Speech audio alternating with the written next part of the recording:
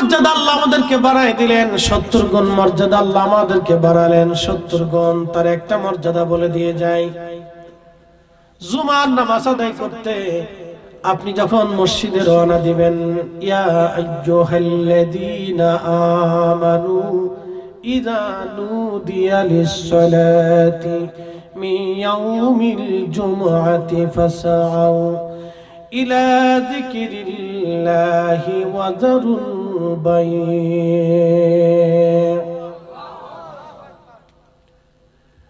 আল্লাহর নবী বলেন, আমার উম্মত যখন জুমার দিকে তোমাদেরকে আহ্বান করা হয়, তখন তোমরা পবিত্রতা অর্জন করবে, সুন্দর পোশাক তোমরা পরিধান করবে, সুগন্ধি লাগাইয়া মসজিদের দিকে তোমরা রওনা হয়ে যাবে। আল্লাহ কোরআনে বলেন, হে ঈমানদার, যখন জুমার জন্য তোমাদেরকে ডাকা হয়, তখন তোমরা জুমার নামাজ আদায় করার জন্য বেচা বিক্রি, ব্যবসা বাণিজ্য, হাট বাজার, সংসার আদি সব তোমরা ছেড়ে দিয়া তোমরা জুমার নামাজ আদায় করার জন্য মসজিদে চলে যাও।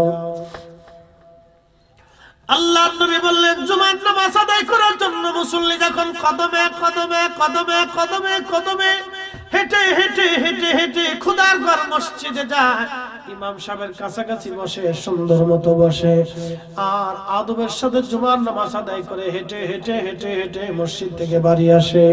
আল্লাহর হাবিব বললেন, প্রত্যেক কদমে কদমে আল্লাহ 1 বছর ইবাদত করা এবং 1 বছর রোজা রাখার নেকি প্রত্যেক কদমে কদমে কদমে কদমে আল্লাহ লিখে দেয়। আচ্ছা, এখানে আমি আপনাদেরকে বলি, এখানে এমন মুসল্লি আছে যে বাড়ি থেকে মসজিদে যাইতে 100 কদম আছে না? এরকম কত কদম? আমি 100 ধরলাম। বাড়িতে আসতে কত কদম? 100 কদম। হেঁটে যাইতে হবে, মোটরসাইকেলে যায়, হেঁটে হেঁটে যাইতে কত কদম? 100। বাড়িতে আসতে কত কদম? 100। তাহলে কত কদম হলো? আপনি শুধু মসজিদে জুমাতে যাইতে আর আইতে 200 বছরের সওয়াব। কার কারণে? জোরে বলেন। যদি মুসা আলাইহিস সালামের উম্মত হতেন এটা পাইতেন না। এই জন্য শরফুল মাকিনা ওয়া শরফুল মাকান, শরফুল মাকানে ওয়া শরফুল মাকিন। কিছু জায়গার কারণে মানুষের দাম বাড়ে, আর মানুষের কারণে জায়গার দাম বাড়ে। শুনে যান, রাসূলের কারণে আমাদের দাম বাড়ছে, আমাদের কারণে নবীর দাম বাড়ে নাই, নবীর কারণে আমাদের দাম বাড়ছে। কথা বলেন ঠিক কি না? রাসূলের কারণে কাদের দাম বাড়ছে? আমাদের। আল্লাহ আমাদেরকে মর্যাদা করেছে, মানে এর লাগি আমরা চুরি টুরি করব, সুদ টুদ খাবো, ঘুষ টুস খাবো। আচ্ছা, আপনাদেরকে একটা আজকে বেশি ওয়াজ করতাম না, একটু ওয়াজ করি। বলেন তো, শুয়োরের গোশত খায় কেউ যদি নামাজে আসে, সারা রাত নামাজ পড়ে, হইতো না? কেন হইতো না? না না, সে হারাম খাই আসছে, সেই জন্য সারা রাত্রে বললো কাজ হবে না, কারণ তার ভিতরে হারাম। ভিতরে কি?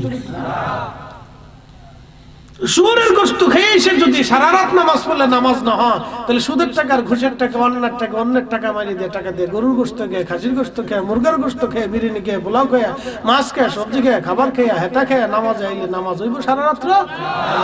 এই তো বুঝে যায়। কাবা শরীফে বললেও কাজ হবে না, মসজিদে নববীতে বললেও কাজ হবে না। কথা ক্লিয়ার, কোনো ভেজাল টেজাল নাই, একবারে স্রেফ স্রেফ কথা।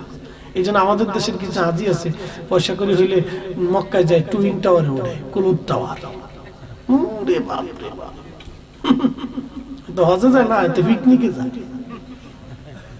পিকনিক করে।